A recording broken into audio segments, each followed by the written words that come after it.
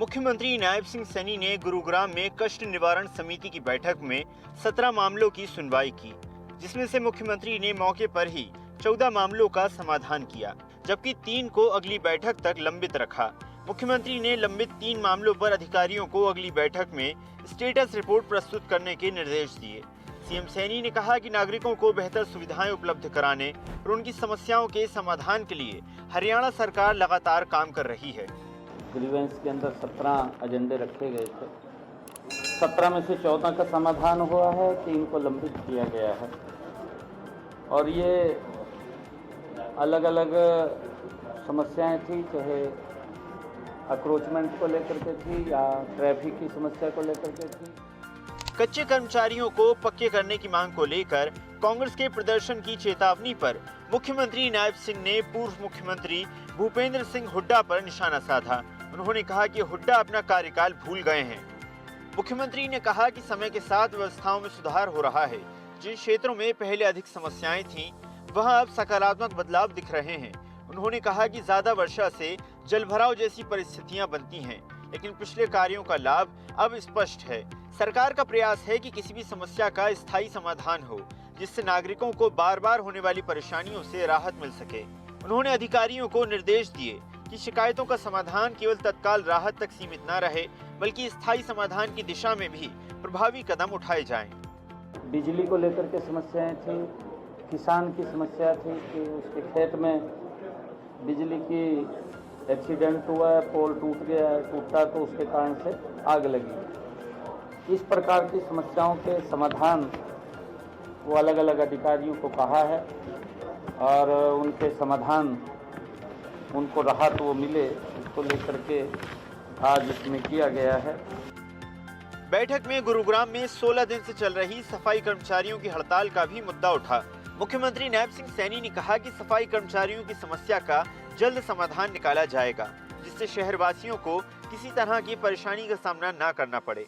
उन्होंने कहा कि सफाई व्यवस्था सुचारू रखना सरकार की प्राथमिकता है। बैठक में बिलासपुर तावड़ू रोड स्थित पाइनियर इंडस्ट्रियल पार्क से आए वेलफेयर एसोसिएशन ने शिकायत की, जिसमें कहा गया कि बिल्डर 33 केवी सब स्टेशन के लिए निर्धारित भूमि उपलब्ध नहीं करा रहा है। इससे औद्योगिक इकाइयों की बिजली आपूर्ति प्रभावित हो रही है। मुख्यमंत्री नायब सिंह सैनी ने बिजली विभाग के अधिकारियों को तत्काल भूमि उपलब्ध कराने के निर्देश दिए। उन्होंने साफ किया कि अगर बिल्डर सहयोग नहीं करता तो उसके खिलाफ नियमानुसार एफआईआर दर्ज कर कानूनी कार्रवाई की जाए। अधिकारियों को औद्योगिक क्षेत्र में पर्याप्त और निर्बाध बिजली आपूर्ति सुनिश्चित करने के लिए सब स्टेशन निर्माण को प्राथमिकता देने को कहा गया।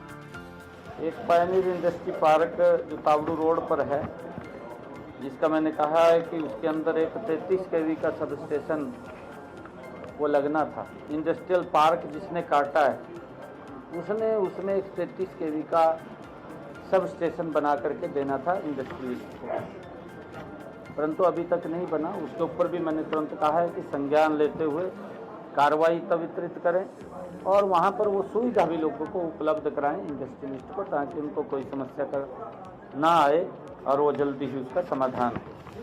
इस प्रकार से कुल 17 एजेंडों में से 14 एजेंडों का समाधान हुआ है और बाकी 3 पेंडिंग ये रखी गई हैं। अगले समय के लिए उसकी जांच के भी आदेश दिए हैं कि उसकी इंक्वायरी के आदेश दिए हैं कि आप इसको देख करके और रिपोर्ट अगली उसमें हमें बताएंगे। मुख्यमंत्री ने सदर बाजार मार्ग पर ई रिक्शा, ऑटो और अन्य वाहन अव्यवस्थित खड़े रहने की शिकायत पर अधिकारियों को सख्त निर्देश दिए।